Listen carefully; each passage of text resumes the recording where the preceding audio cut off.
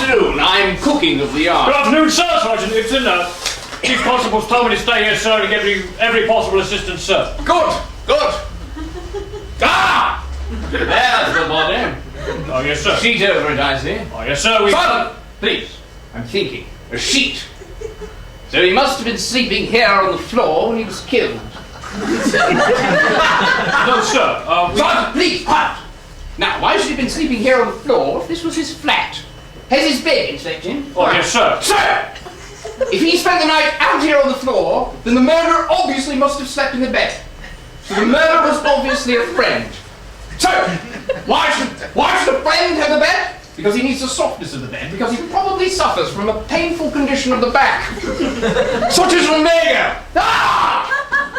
Notice the picture on the wall is a stool. How could that have been moved? Not with a foot.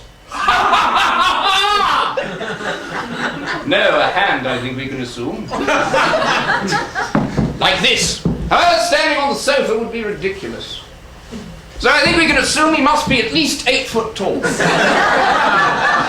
why should he lean back on the sofa like this?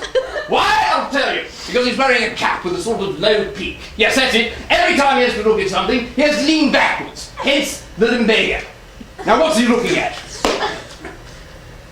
The body! Why from here? Because he's long-sighted. Hence, these two objects knocked over here.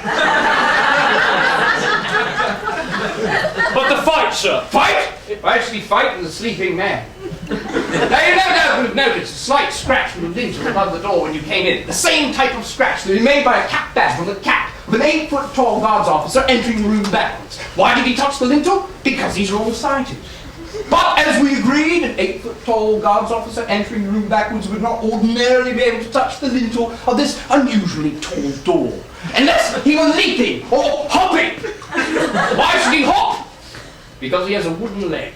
Wooden leg. Now, where does the woman fit in? Cherche des femmes, Ibsen. Cherche des femmes. She was young, pretty, upper class, wearing a fur coat, white probably. Notice the cigarette ends on the ashtray. On none of them is a trace of lipstick. Therefore, no woman. So, 8 foot tall guards officer must have been wearing a white fur coat. Why a white fur coat? Because he needs the warmth of the coat because of the lumbago. Ha ha ha! So how did this man meet his end? He was stabbed, sir. Stabbed in the back? Oh, yes, sir. Twice. 2 wounds that far apart? Oh, yes, sir. You no doubt will have noticed the carpet. It is a new carpet, and yet it has virtually no pile. 3 weeks old, I should guess. Now, what does the removal of the pile of the carpet have to do with 2 wounds that far apart? I'll tell you. The answer? A goat. A goat? The goat? Oh, yes. Let us reconstruct the crime. There's a knock at the door. The murdered man answers it.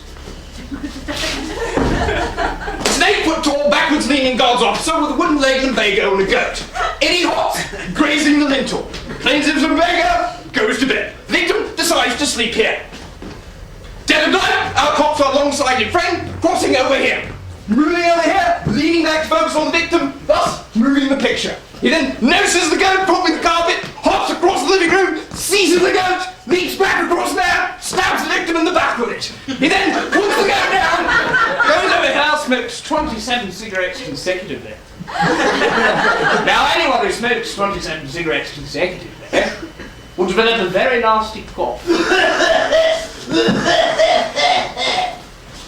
And here is your man!